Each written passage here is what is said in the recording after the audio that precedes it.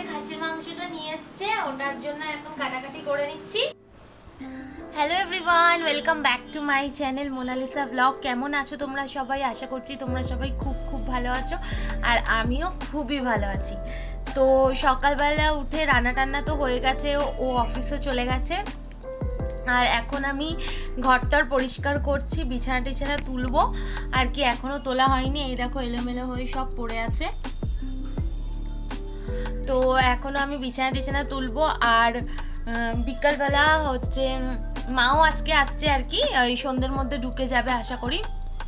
তো মা কি কারণে আসছে তো তোমরা সবটাই জানতে পারবে, আস্তে আস্তে আমি বলবো। তো চলো এখন থেকে ভিডিওটা শুরু করছি। তো কাজ টাজগুলো তাড়াতাড়ি কমপ্লিট করি এখন। তো চলো এখন থেকে ভিডিওটা শুরু করছি, দেখতে থাকো। তো ভিডিও শুরুতেই তো তোমরা শুনতেই পেলে, বললাম মা আসছে। তো তাই সকালবেলা তাড়াতাড়ি কাজকর্ম সেরে, এক সপ্তাহ হয়ে গেল বিছানার চাদর টাদরও পাল্টানো হয়নি, তো সেই কারণে দেখো বালিশের ওয়ারগুলো খুলে তাড়াতাড়ি করে বালিশের মানে কাঁচা বালিশের ওয়ার পরিয়ে বিছানার চাদর টাদরগুলো চেঞ্জ করে নিচ্ছিলাম আর কি। আর হ্যাঁ, মা কেন আসছে তোমরা ভিডিওটা দেখলে জানতে পারবে অবশ্যই, তবে কিন্তু আমি এই ভিডিওতে তোমাদেরকে বলবো না মা কি কারণে আসছে, একটা খুবই বিশেষ দরকারেই আসছে। তো তোমরা সবটাই জানতে পারবে, আমার ভিডিওগুলো দেখলেই তোমরা সবটাই জানতে পারবে। তো দেখো আমি সকালবেলা তো বরমশাই অফিস চলে গেছে, আর রান্নাও করেছি। আর রান্না কিন্তু আমাদের দুজনের মতনই করেছি, কারণ মা আসবে কিন্তু সন্ধেবেলা, যেটা ভিডিও শুরুতেই তোমাদেরকে বললাম।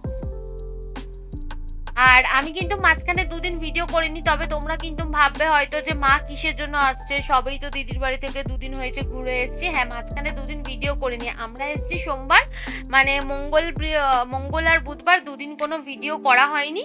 আর এটা কিন্তু ব্লগটা কিন্তু বৃহস্পতিবারেরই ব্লগ, যেটা আজকে আমি তোমাদের সাথে শেয়ার করছি। তো দেখো মা তো চলে এসছে, টাইম হয়ে যাচ্ছে, বোকা না আমার একেবারে। আমি ভাবছি মনে কোথায় গেল, মনে দাঁড়াতে গেল, দাঁড়াতে ভারী আছে। তুমি সত্যি মাইরি, ফোনটা মানুষ দেখে রাখে, ফোনটা জ্বলছে না, ফোন আলো হয়ে জ্বলেছে। 3বার রিং হয়েছিল। কোথায় রিং হয়েছে? হ্যাঁ 3বার রিং হয়েছিল, তারপরেই তো সুইচ অফ বলছে। আমি তো কন্টিনিউ তাহলে রিং করেছি আমি, আমার কাছে 3:30 রিং যায়নি। ওখানে চা বসিয়ে দিয়েছি মায়ের জন্য, মা আর পিঙ্কা দুজনের জন্য। মা তো চলে এসছে, আর মা আর বরের জন্য 2 কাপ চাও বসিয়ে দিয়েছে। আমি চা খাবো না, কারণ সকাল থেকেই শরীরটা আমার ভালো ছিল না, তো সেই কারণে আমি আর চা খাবো না। আর এই দেখো মা যে ব্যাগে করে যা যা খাবার দাবার কি এনেছে না এনেছে সেইগুলোই আমি খুলতে বসে পড়েছি।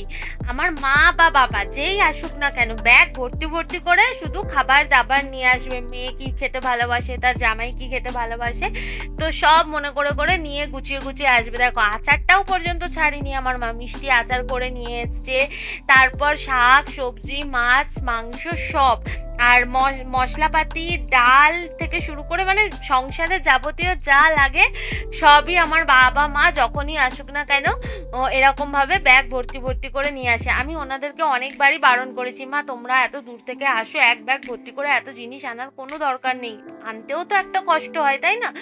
তো তাও ওরা শোনে না। আর এদিকে দেখো আমশিও পর্যন্ত করে এনেছে টক খাওয়ার জন্য সারা বছরের। তো আচারটা আর আমশিটা তো সারা বছরই খাওয়া যায়, তো দুটোই করে নিয়ে এসছে। আর খাসির মাংস তার জামাইয়ের জন্য নিয়ে এসছে ভালোবাসে বলে, তো সব মনে করে করে গুছিয়ে গুছিয়ে নিয়ে এসছে। মা যে খাসির মাংসটা নিয়ে এসছে ওটার জন্য এখন কাটাকাটি করে নিচ্ছি, তো ওটাই রাত্রে রান্না হবে, খাসির মাংসের ঝোল আর ভাত।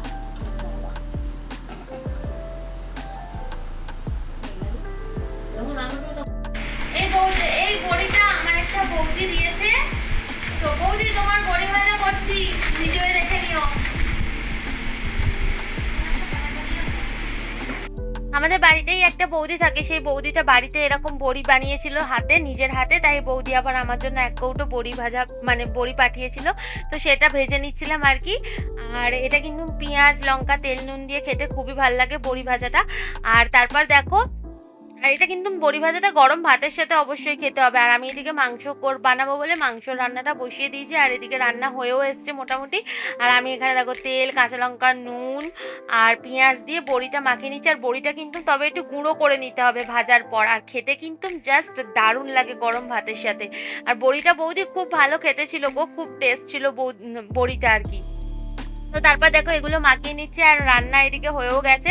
তো অনেকটাই যেহেতু রাত হয়ে গেছে তাই জন্য আর মানে মা আর কি প্রেশার কুকারটা থেকে মাংসগুলো নামিয়ে নিচ্ছিল আর কি। আর আমি রান্নাটা করেছি একদম পাতলা করে ঝোল করেছি, যেহেতু মা এতটা রাস্তা জার্নি করে এসেছে, মাকে দিয়ে রান্না করাইনি। আমার বর আবার মায়ের হাতের রান্না খেতে খুবই ভালোবাসে, তো তাও আমি সেদিন মানে মাকে আর রান্না করতে দেইনি, আমি রান্নাটা করেছি। পাতলা করে একদম ঝোল করেছি, ঝোল আর ভাত আর বড়ি ভাজা, গরম ভাতের সাথে বড়ি ভাজাটা বললামই তো খেতে ভালো লাগে।